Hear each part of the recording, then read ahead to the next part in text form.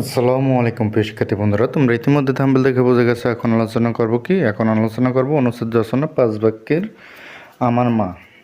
চলো আর দেরি না করে শুরু করা যাক।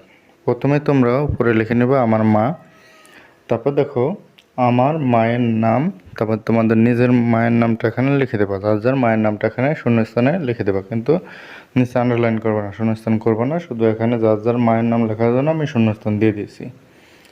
তিনি আমাকে খুব ভালোবাসেন। তিনি আমার যত্ন নেন এবং পড়াশোনায় সাহায্য করেন। আমি আমার মায়ের সব কথা সবসময় মেনে চলি। আমি আমার মাকে খুব ভালোবাসি। তাহলে আমার মায়ের নাম, যার যার নিজের মায়ের নাম লিখতে হবে। তিনি আমাকে খুব ভালোবাসেন, তিনি আমার যত্ন নেন এবং পড়াশোনায় সাহায্য করেন। আমি আমার মায়ের কথা সব সময় মেনে চলি।